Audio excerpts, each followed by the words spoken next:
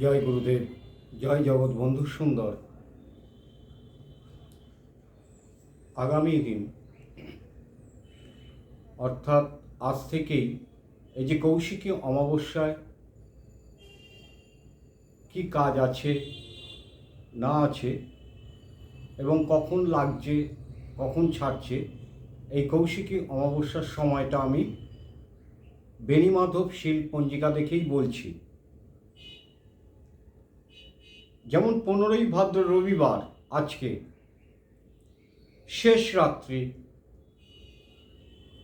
অর্থাৎ রবিবার আমরা বাঙালি বাংলা মতেই বলছি, অর্থাৎ সূর্যোদয় থেকে সূর্যাস্ত এইভাবে, এবং আজকে সূর্যোদয় থেকে কালকে সূর্যোদয় পর্যন্ত 24টা ঘন্টা ধরা হয়।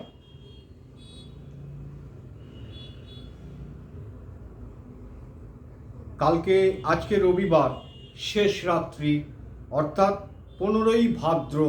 আজকে 15ই ভাদ্র, ইংরেজির 1 সেপ্টেম্বর।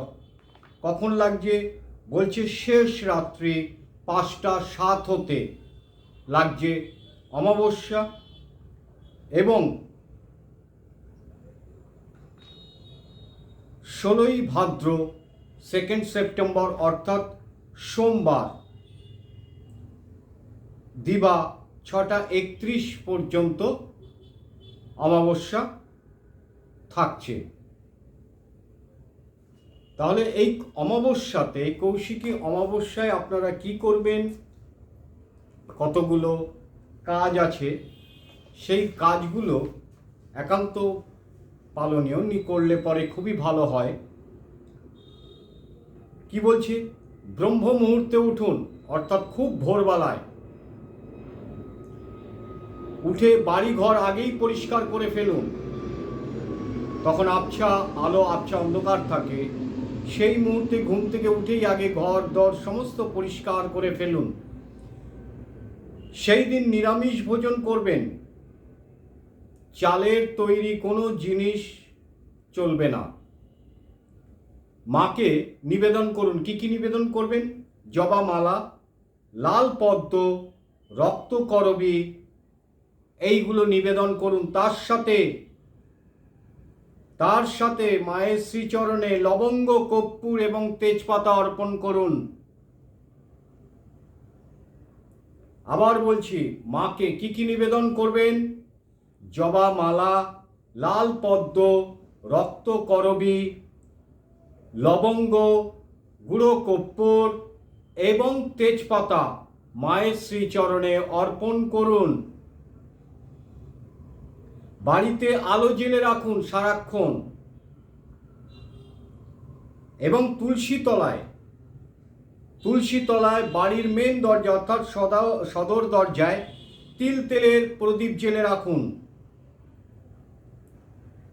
কর্পূর, তেজপাতা এবং লবঙ্গ সন্ধ্যাবেলায় পোড়ান ধুনুচিতে, সেই ধোঁয়া সারা বাড়িতে ছড়িয়ে দিন।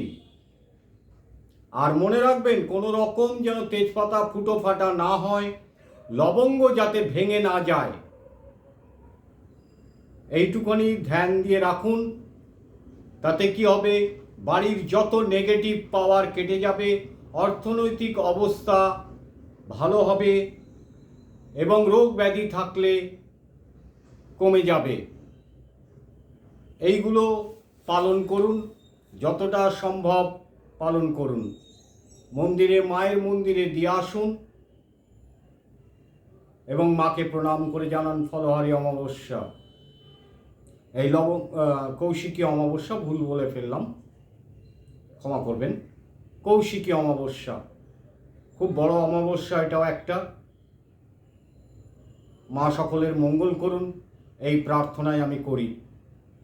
জয় গুরুদেব, জয় জগৎ বন্ধু সুন্দর।